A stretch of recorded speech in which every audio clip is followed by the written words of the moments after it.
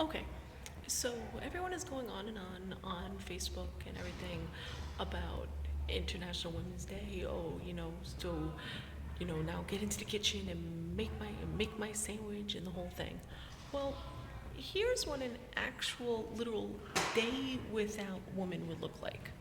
And since a lot of people don't really tend to read anymore, I figured it would be better just to make a video of what today really means.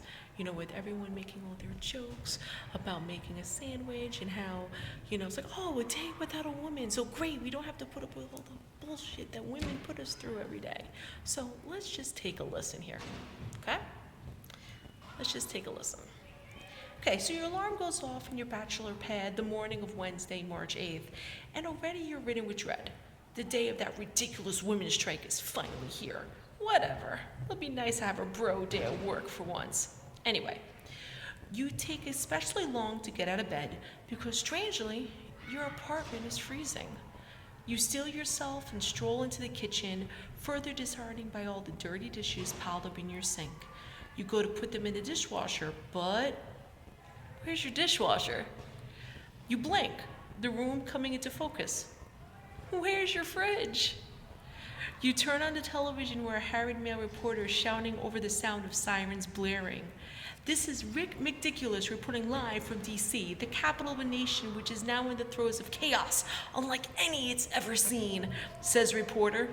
The women have all disappeared to a remote, inaccessible series of islands in the Bermuda Triangle, and they've taken all their contributions to society with them. You look around your pilfer kitchen, the realization slowly dawning on you. Our only official correspondence with women is a tweet sent on behalf of womankind at 11:59 p.m. from Beyonce's Twitter account. Still be reading, "Real Donald Trump, boys, bye." Wait, they actually went through with it. You run to the window to see what's going on the street, but holy crap, where's your fire escape?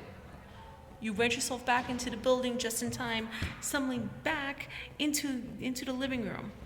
Men all over the country are walking to homes without Alice Parker's innovative first conceptualization of gas heating, without Josephine Cochran's dishwasher, without Florence Parpart's modern electric refrigerator.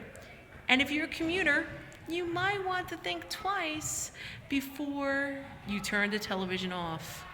The day will be over soon enough, and all those silly women will come crawling back. You head out for work to find that your car is equally as cold as your apartment. You go turn on the heater, but for some reason the dial won't turn. What on? Oh, good God! What exactly are these women trying to prove? It starts to rain shortly into your commute. Perfect, you mutter, turning on your windshield wipers. Nothing happens. You frown, pulling over as your vision gets obscured, and just barely avoid a car pumping into another car and skidding down the road. You park your car. "Are you guys okay?" you call out. "I would be," shouts one of the men, shaking his fist at the sky, "if Mary Anderson's innovative windshield wipers had been on my car." The other man, equally incensed, chimes in, "Or if Marie Van Britton Brown's closed-circuit television system could have warned us about traffic and weather conditions before we got on the road." You sigh. It's going to be a long day. You leave your car parked on the side of the road and walk the rest of the way to work. "How goes it, Bobbert?" asks your coworker Steve, who's carting his infant son with a stroller. "Better than you," he conceded, shaking out your wet hair. "Why did you bring Steve Jr.?" Steve rolls his eyes. The men who took over the daycare are demanding $15 an hour to take on full responsibility for keeping Junior clothed and fed and nurtured and never taking an eye off of him, so I can't afford to drop him off there today, says Steve. You cringe. Yikes. Steve shoves the stroller to his desk, mumbling, "You think the government would find some way to make childcare more accessible so there weren't so many hardworking men stuck at home with their kids today. But you've already stopped listening. It's not your problem." But looking around the office, you see that Steve isn't the only one having a rough International Women's Day. In fact, the office is in disarray. The entire place is littered with empty desks and men with crying babies, whiny toddlers, disgruntled children, and irate teens. Why aren't all these kids in school? You ask Steve aghast. Steve looks at you like you're a moron. Over 3/4 of the teaching staff? Wait, sorry. The school's shut down, he said. Over 3/4 of the teaching staff followed Beyonce and Hillary Clinton onto that ark. You weave through the crowd to your desk, which is empty. No computer. No the Dudabides coffee mug. No fun collectible bobbleheads. We were robbed last night, says one of her coworkers by way of explanation. Without those CCTV cameras, the security guards didn't notice.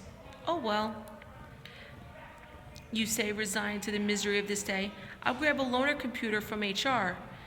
Except, this isn't the usual loaner from HR. It's slow, nearly impossible to navigate, and all the systems you use to get your job done aren't loaded on it.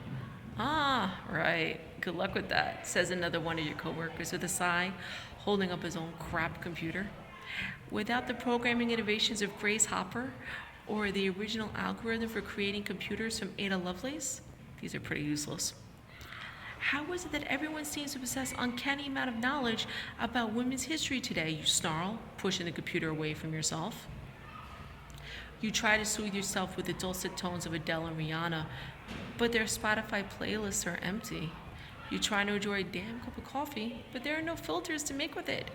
You check your dating app to look for a hookup to take the edge off tonight, but as soon as you select man seeking woman, the app flickers to a Photoshop image of Queen Elizabeth flipping the bird with both hands and then goes black.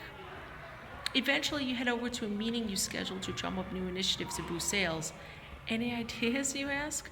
Looking around. The half-empty room. Silence. This is usually the part where Janine or Penelope and Maria jump in with ideas they've prepped ahead of time that you improve and expand on and ultimately take credit for. But that's kind of hard to do when they're all sipping mimosas under a canopy with Michelle Obama at 3,000 miles away. I know, Professor Archibald. What if we offer the product in different colors? You say, considering. Or we could make the merchandise in different hues. Gregor pipes up then. We could possibly just create different shades for the deliverables. Well, you say, adjourning the meeting. That's enough ideas for today. Good work, team. Sometime after lunch, your phone rings. You peer down at the caller ID, but weirdly, there isn't one. Hello? You ask wearily. Listen, Bobbert, says your boss on the other end, before his voice fuzzes out. What, you say? Why is this connection so grainy? I can't hear you. Your boss groans. Without the contributors of Henry Lamar's radio wave manipulation, wireless communications have been crappy all day, he shouts through the phone so you can't hear him. Anyway, we need a plan B in case women don't come back. I'm going to need you to help me make budget cuts before raise season. What's wrong with the proposed cuts I left on your desk last week, you ask. Can't you just apply them to the current staff? Your boss scoffs. Look at Gregor and Northwell's salaries. You're proposing I pay one man 77% of what another man is making to do the same job? That's ridiculous. It was just an ridiculous, Bobbert, says your boss, hanging up the phone with a click. It's been a long day. Thoughtlessly, you tap your speed dial to call your mom to vent. It immediately goes to voicemail. Busy living in nonviolent cooperative harmony with 3.5 billion of my bitches. You hear your mother trill on the other end. Please leave a message after the beep. You hang up bitterly and trudge over to the coffee shop, planning to treat your exhausted self. And can I get a chocolate chip cookie, you ask? The man behind the counter shakes his head. Not unless you want to go back in time and stop Ruth Grace Wakefield from making the first one in 1903. He says glumly, but I can offer you an oatmeal raisin. You slump in defeat. I'll just head to the bar, you say. I'd skip it, man. Did you know Mesopotamian women were the first to invent, consume, and distribute beer? He shakes his head, wiping down the counter. Bummer. Bummer, you agree, walking back out into the night. Eventually, you'll curl up into your bed and turn on the television. The only thing left on air are 12 Angry Men, Master and Commander, and Glengarry Glen Ross, which play on loop on the only 3 channels that aren't airing the chaos taking place all over the world. You settle into your bed, one eye on the screen and the other on the horizon outside your window. Hey Siri, you ask your phone. When are the women coming back? A beat? Siri? Utter silence.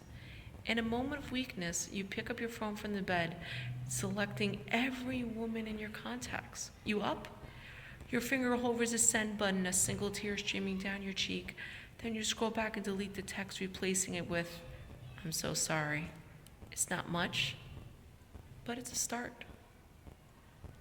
Thanks to Bustle for writing this article, and thanks to Alyssa Weinberger for putting this out there. So remember, before you make your lovely little jokes about, how it's such a great day that since women aren't involved today, just take a watch of this video. Thanks.